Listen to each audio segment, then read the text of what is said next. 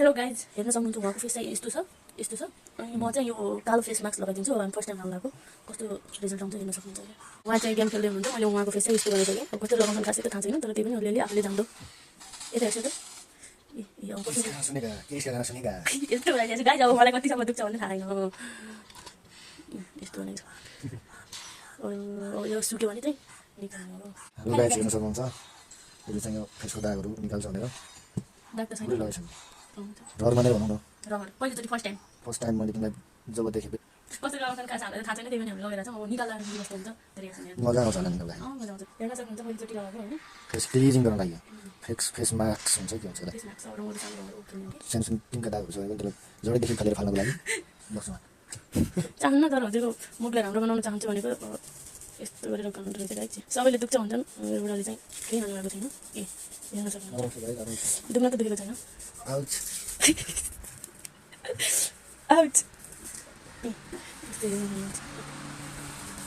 खानुहोस्। ए अरूले भिडियोमा बहुत नाटक गरेको थिएँ। दुख्छ हजुरले त दुख्दैन, मलाई यस्तो गर्नुहुन्छ नि। त्यति साह्रो दुख्दैन क्या, केही डिफ्रेन्ट भयो अलिकति डिफ्रेन्ट भयो। त्यति साह्रो त रहर त हो होइन, यो यतिकै सुक्या रिजल्ट देखाउँछौँ गाइज।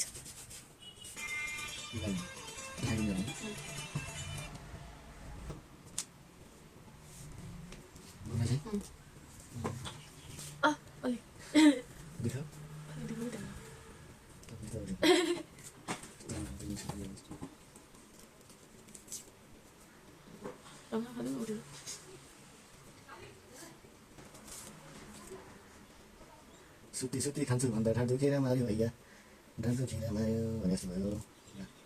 रहरै त हो गाइज है, सबैले लगाएको देखेर अब डर मान्यो। खासै केही त हुँदैन रहेछ, त्यही पनि रहर पुरा भयो। के डिफ्रेन्ट भयो